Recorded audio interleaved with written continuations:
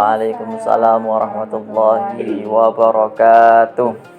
Alhamdulillahirrabbilalamin. Pada kesempatan kali ini kita bisa bertemu lagi di Ngomah, ngobrol bareng Uma dan Ayah.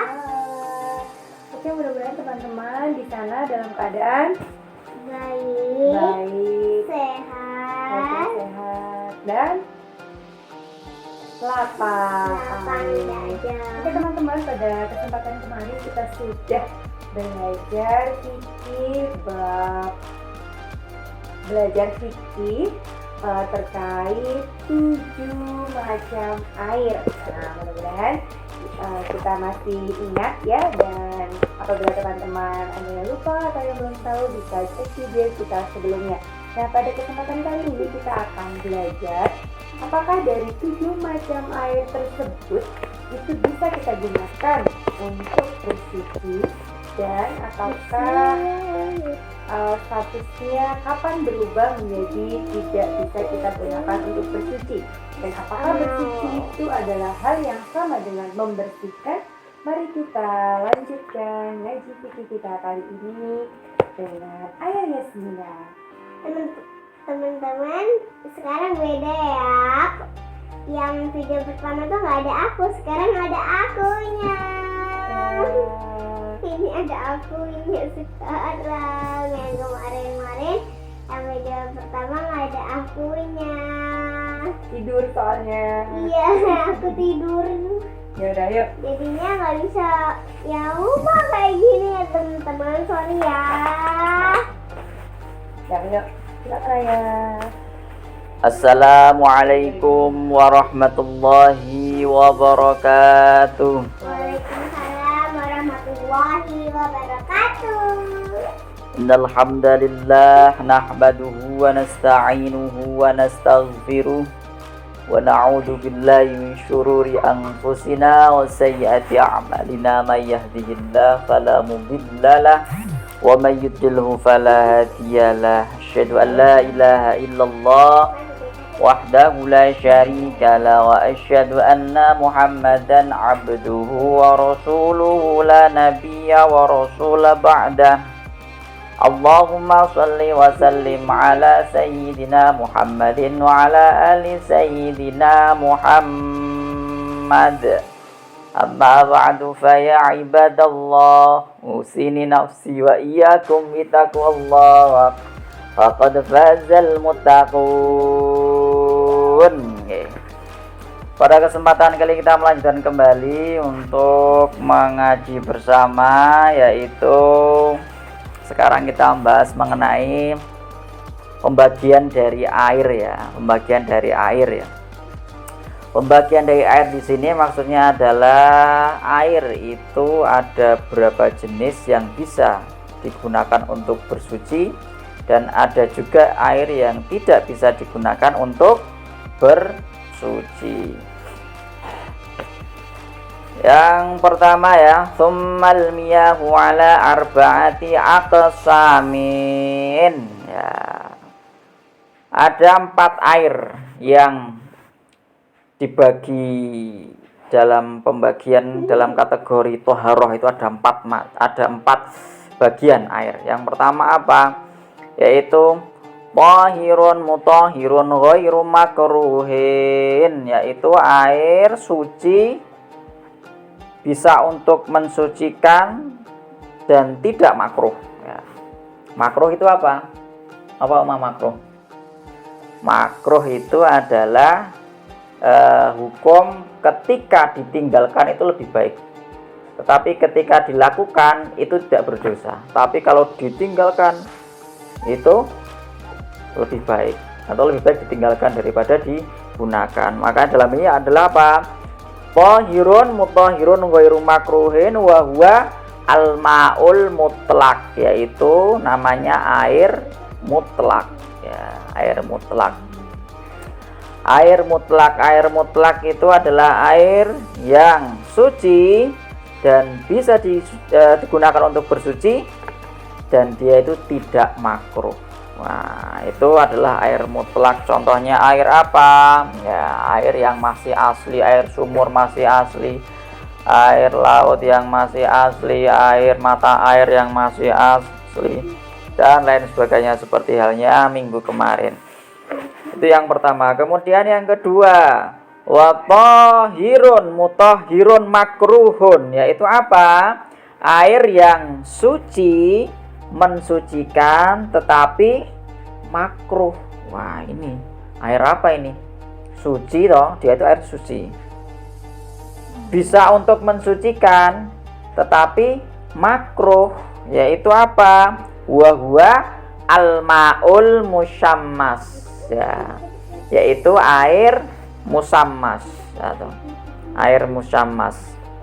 Air musammas itu apa? Air yang suci dan bisa untuk mensucikan, tetapi sifatnya makruh. Bisa nggak untuk mensucikan? Oh, bisa, tapi lebih baik ditinggalkan, tidak digunakan untuk bersuci. Mending pakai air yang lain, bukan air musammas. Air musammas itu apa? Yaitu air yang dipanaskan dengan sinar matahari. Tempat air tersebut berasal dari logam seperti tembaga atau besi. Tetapi kalau emas perak tidak, ya, emas perak, bukan emas gelang. Jadi tempatnya dari besi, kemudian isinya air, kemudian terkena sinar matahari, yaitu airnya kan hangat atau bahkan jadi panas. Itu kalau untuk digunakan untuk berwudu itu sifatnya makruh. Maka dari itu kadang itu kan banyak kan fenomena sekarang itu kan ada penampungan air, tandon air yang di atas rumah, itu biasanya ditaruh di atas rumah. Itu kan ada yang terbuat dari besi mungkin atau tembaga. Itu kalau dalam ilmu fikih itu masuk kategori air musammas ketika terkena sinar matahari. Tapi kalau atasnya itu dikasih piupan, itu apa namanya, itu piupan itu dikasih genting atau apa, akhirnya tidak terkena sinar matahari, nggak masalah. Tapi kalau sampai terkena matahari kemudian airnya kan jadi hangat atau panas, ketika digunakan untuk bersuci maka masuk kategori air musta'mal, yaitu air yang suci bisa digunakan untuk bersuci tapi sifatnya makruh, ya. Kalau makruh di sini lebih baik ditinggalkan. Kenapa kok air musammas atau air yang ditempatkan di sebuah bejana dari besi atau tembaga kemudian terkena sinar matahari kok makruh digunakan untuk bersuci? Nah, itu para ulama ahli fikih itu karena apa? Itu mengidentifikasi kalau dalam ilmu kesehatan itu ternyata air tersebut itu bisa memicu namanya penyakit lepra, penyakit lepra atau penyakit kulit, ya, penyakit kulit. Nah, itu juga berbahaya sekali kan kalau suaminya itu sering-sering digunakan, ya. Itu yang menempatkan itu tempatnya atau terkena sinar mataharinya. Jadi dalam hal ini lebih ke dampaknya. Jadi meskipun tempatnya tapi tidak terkena sinar matahari tetap nggak boleh. Ya boleh. Nggak boleh, tetap makruh. Ya tidak. Hukumnya adalah ketika air tersebut ditempatkan di sebuah bejana yang berasal dari bahan besi, kemudian terkena sinar matahari. Kalau tidak terkena sinar matahari ya tidak masalah. Berarti tidak jadi makruh. Tidak jadi makruh. Berarti itu lebih karena sinar mataharinya kan? Makanya disebut air musyammas dari kata syamsun matahari. Intinya di mataharinya. Air matahari ya. Ketika misalkan di tempat itu, di tempat apa yang terbuat dari apa, besi ya? Iya. Terus tidak terkena sinar matahari, berarti kan airnya tetap dingin kan? Iya. Berarti status airnya nggak jadi air musyammas. Musyammas itu kan kena sinar matahari. Berarti ketika tidak terkena sinar matahari. maka air mutlak biasa. Jadi air musammas itu syaratnya itu dia itu terkena sinar matahari dan dia itu tempatnya terbuat dari logam, baik itu tembaga atau besi ya. Berarti yang mensifati matang dari sinar matahari ini Ya, bukan karena dampaknya. dampaknya juga berpengaruh. Dampaknya juga Karena apa? Ketika ditelisik ternyata apa? Oh, bisa menyebabkan penyakit kulit. Penyakit kulit. Mikroba, ada penyakit mikroba lepra namanya. Apa sih? Kemudian yang ketiga sekarang wa tahirun ghairu mutahhirin, yaitu air suci tapi tidak bisa untuk mensucikan. Nah, ada ini air yang namanya airnya itu air suci. Ini yang kayak dibahas kemarin bukan? Lanjutannya Ya Allah. yaitu air suci tapi tidak bisa untuk mensucikan. Air suci ya, yaitu air apa? Wa huwal ma'ul musta'mal, yaitu air musta'mal. Musta'amal. Air musta'mal itu tidak bisa digunakan untuk bersuci tapi sifatnya suci. Contohnya apa? Air yang habis digunakan untuk berwudu. Air yang habis digunakan berwudu ketika ditampung di tempat yang bersih, airnya suci, tetapi tidak bisa digunakan untuk berwudu lagi. Ya. bekas air wudhunya adik buat wudhu lagi. Dia ada yang ditanyain nggak? Tidak bisa, kecuali nanti ada kecuali, kita akan lanjutkan ya. Kecuali kemudian air yang suci tapi tidak bisa untuk mensucikan selain air musta'mal adalah apa? Air mutaghayyar ya. Yaitu air mutaghayyar. Air mutaghayyar bima khalatahu minat thahirati, yaitu air suci, air musta'mal tadi, air suci tetapi dia itu kecampuran dengan barang yang suci. Akhirnya airnya itu berubah warnanya. Contohnya apa dia? Air, Contohnya kalau air putih dicampur susu coklat maka berubah menjadi air Apa deh? Air susu.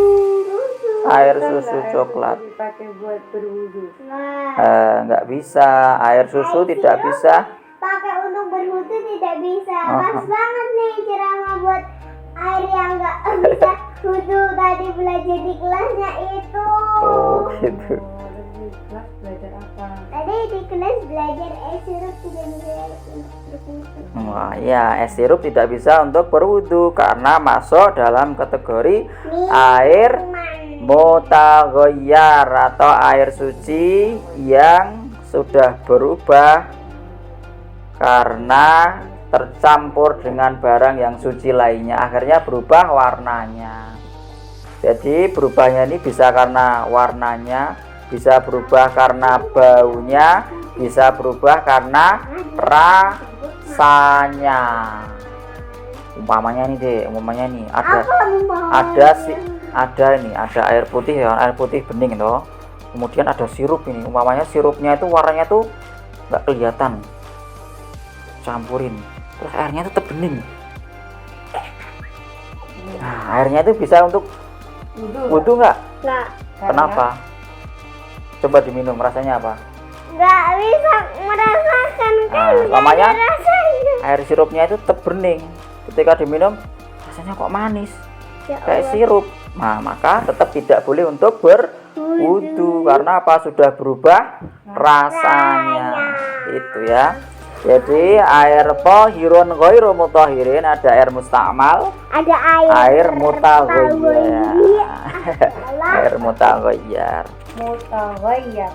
Air mutaghayyar. Mutaghayyar. Mutaghayyar. Yar. Kemudian yang keempat ada Wa ma'un najisun, yaitu air najis. Air najis kan. Ya Allah. Air najis itu apa? Air najis wa huwa alladhi halat fihi najasatun wa huwa dunal kullatain, yaitu air yang telah tercampur dengan barang najis, ya. Air yang telah tercampur dengan barang najis tetapi airnya ini kurang dari 2 kulah, maka dia termasuk air najis. Contoh seumpamanya dalam 1 ember, adik di rumah ada ember itu yang warna merah itu kecil segini, kemudian isinya air dari pam, ya. Ya Allah. Kemudian air dari pam itu, nah itu kan ada airnya, kemudian kecampur sama pipisnya Yasmina sedikit ya, pipisnya semuanya 1 sendok pipisnya kecampur di ember itu, maka air tersebut kan kurang dari 2 kulah kan, cuma sedikit kan, maka disebut air najis, tidak bisa digunakan untuk nah, karena kurang dari 2 kolah. 2 bak mandi. 2 Au kana kullataini fataghayyar, atau apa? Atau air lebih dari 2 kolah tetapi berubah sifatnya, maka tetap jadi air najis. Contoh namanya ada airnya itu 1 kolam, ya. Airnya 1 kolam besar, itu kolam besar. Oh, kolam renang di 10 meter, kolam renang atau apa. Kemudian kemasukan barang najis. Ya Allah. Kemudian air kolamnya itu berubah warnanya atau rasanya atau baunya, maka masuk dalam kategori air najis meskipun lebih dari 2 kolah. Nah, intinya itu, kalau kurang dari 2 kolah kemasukan najis meskipun tidak berubah bau, warna dan rasanya, tetap najis, jadi air najis. Tetapi kalau airnya lebih dari 2 kolah kecampuran barang najis tetapi bau, rasa dan warnanya tidak berubah, tetap suci. Tetapi meskipun itu lebih dari 2 kolah kok kecampuran barang najis, kemudian kecampuran Kolam renang misalnya. kolam renang ini semuanya kecampuran barang najis dan berubah sifat airnya, salah satunya ataupun ketiganya, maka bisa menjadi air yang najis. Ketika syaratnya apa? Berubahnya itu karena barang najis tersebut. Kalau berubahnya itu bukan karena barang najis tapi karena yang suci, kapur itu najis apa? Tidak kan? Kapur tidak najis. Makanya ketika air kolam renang kok kecampuran kaporit dan bau kaporit itu kan suci, maka dia masuk kategori air yang suci, tetapi tidak bisa untuk mensucikan. Buat renang boleh, tapi tidak bisa untuk berwudu ketika berubah bau, warna dan rasanya. Tetapi kalau kecampuran kaporit tapi tidak berubah bau, warna dan rasanya, ya bisa. Syaratnya kan seperti itu. Apa? Ya nggak boleh.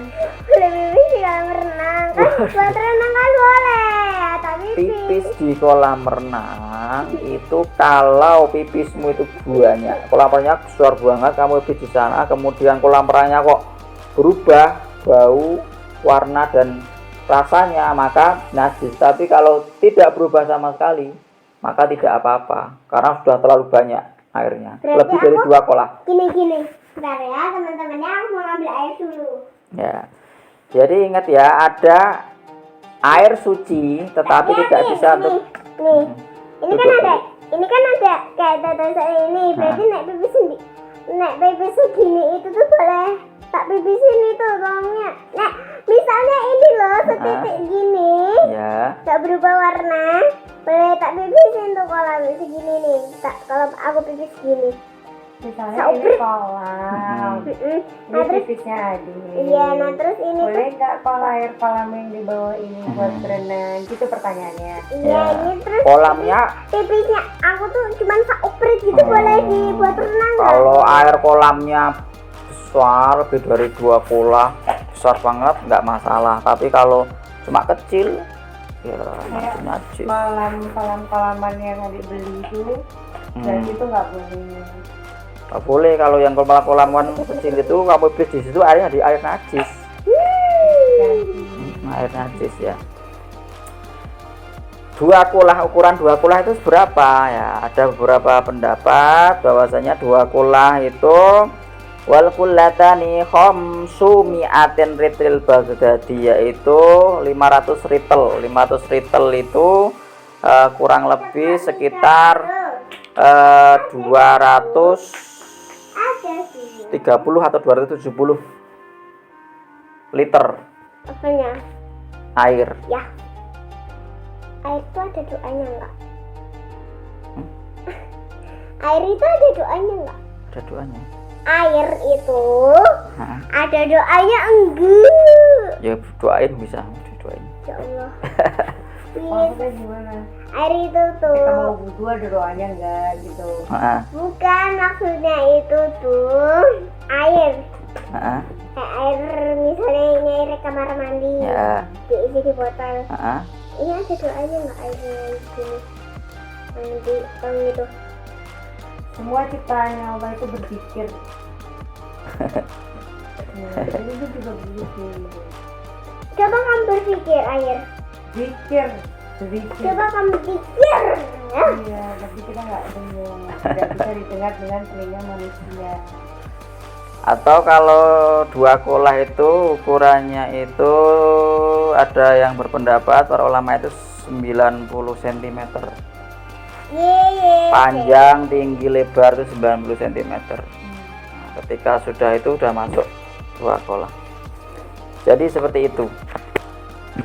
Ada yang pertama tadi ada air suci bisa untuk mensucikan, Bisa untuk mensucikan. tetapi makruh. Tetapi tidak makruh. Jadi kok aku bilang air suci bisa cuci baju? Iya, itu namanya air mutlak. Namanya pertama air mutlak, yang kedua adalah air musyammas, kemudian yang ketiga adalah air musta'mal dan air mutaghayyar, kemudian yang keempat adalah air najis. Seperti itu. Ada pertanyaan, Uma? Wah, Nggak ada. Kalau tidak ada, kita akhiri. contohnya. 4 air itu contoh paling mudah ditemukan dalam kehidupan sehari-hari itu Aku ya, apa aja? contoh situ aku yang Ya belum. Contohnya dalam kehidupan sehari-hari, semuanya yang pertama air mutlak. Air mutlak itu adalah air yang suci, bisa untuk mensucikan dan tidak makruh. Contohnya adalah air sumur, air pam, air hujan, air laut, air sumber, mata air. Nah, itu kalau masih asli orisinal namanya air mutlak, bisa untuk bersuci, bisa untuk berwudu. Contoh lagi yang kedua, sekarang air musammas. Musammas adalah air yang dipanaskan dengan sinar matahari. Kemudian tempat air tersebut adalah tempat bejana logam dari besi atau tembaga. Tapi kalau emas dan perak tidak termasuk. Itu masuk ke dalam contoh adalah air musammas. Kemudian makruh, sifatnya hukumnya makruh. Kemudian air yang selanjutnya adalah air musta'mal. Air musta'mal itu adalah air suci tapi tidak bisa untuk mensucikan. Contohnya adalah air bekas untuk berwudu. Dan air bekas untuk berwudunya ini kurang dari 2 kolah. Tetapi kalau seumpamanya berwudu di kolah yang lebih dari 2 kolah, maka air tersebut tetap menjadi air mutlak. Apakah syaratnya itu airnya itu harus mengalir? Gimana? Mengalir dan bertambah? Atau Tidak, dalam kondisi syaratnya adalah tidak berubah bau, warna, dan rasa. Apa, Dik? Kok fisik-fisik? Ya. Jadi kan makanya kan ada kalau di kampung-kampung itu kadang itu ada penampungan air, bak mandi besar gitu, karena mungkin rumahnya pada besar, kamarnya besar, makanya baknya besar-besar. Nah, itu Ya karena di kampung itu tuh pada murah-murah, di kota mah mahal ini, mahal ini, mahal ini, mahal ini, mahal. Rumah segede ini mahal. Jadi kamu kan rumah segede itu kan murah. makanya bisa luas-luas tuh, bikin bak mandi aja luas banget. Nah, kalau bak mandinya lebih dari 2 kolah, maka itu tidak menjadi air yang najis atau mustakmal ketika digunakan untuk bersuci, karena lebih dari 2 kolah. Tetapi kalau bekasnya itu semuanya tetesannya itu langsung, nah itu masuk dalam kategori air mustakmal. Kemudian air mutaghayyar. Air lebih dari 2 kolah buat wudhu, air itu tetap suci, bisa dipakai untuk berwudhu lagi. Ya. Itu kapan air itu tidak bisa digunakan wudhu? Ketika 3 hal tadi terjadi, warna dan bau. Ketika misalkan 3 hal itu nggak terjadi, apa ada rentang waktu, dalam seminggu itu harus diganti, dalam sebulan itu harus diganti, gitu, ada rentang waktu kayak gitu atau enggak, atau gimana? Ya tidak ada selama Bisa yang pada sana turun keluar dari bak, ini ditambah lagi gitu. Apakah hal tersebut harus diperhatikan, atau ya udah diem aja, air itu diam, kalau ngalir nggak berganti selama 3 syarat itu terpenuhi, dia akan tetap bisa digunakan untuk bersuci terus. Yang kangen ya, yang kangen sih. Ini loh ya, Ya boleh kangen. udah matang. Jadi itu tadi syaratnya adalah air yang suci bisa untuk mensucikan adalah lebih dari 2 kolah. Ketika tidak berubah bau, warna dan rasanya, maka masuk dalam kategori air yang mutlak meskipun digunakan berkali-kali untuk berwudu. Makanya contoh namanya air laut. Air laut kan banyak banget kan. Sebentar ya sih. Air laut kan banyak banget tuh kan. Wadahnya kan banyak. Ketika kita berwudu di air laut gini-gini, nah itu mau digunakan berkali-kali aja nggak masalah, karena lebih dari 2 kolah air lautnya, banyak banget kan seperti itu. Misal kita wudhu di lautan nih, air bekas wudhu kita jatuh di depan kita ambil lagi gitu, boleh? Ya, karena udah bercampur nanti, udah bercampur dengan air yang lain. Nanti. Ada wudhu di laut, jalan-jalan di laut, wudhu di laut misalnya gitu, itu boleh dipakai wudhu lagi airnya. Nggak harus berpindah-pindah gitu ya ngambilnya gitu. Ambil sini enggak gitu ya. Beda dengan tayamum. Oke. Jadi seperti itu. Terus Kemudian yang terakhir tadi ada air najis. Air najis.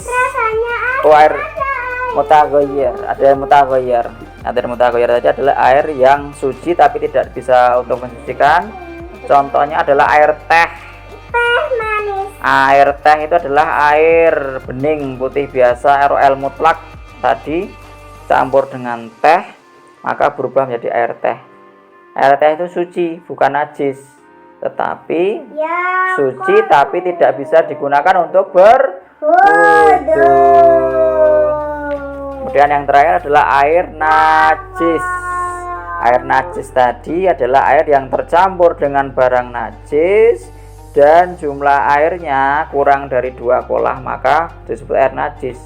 Ketika lebih dari 2 kolah tapi tidak merubah bau, warna dan rasanya, maka tetap suci. Ya Rabbi bil Mustafa balligh maqasidana waghfir lana ma madha wasi'al karami huwal habibul ladzi turja syafa'atuhu likulli hawlin minal ahwali muqtami. Taqabbalallahu minna wa minkum, taqabbal ya karim. Wassalamu alaikum warahmatullahi wabarakatuh.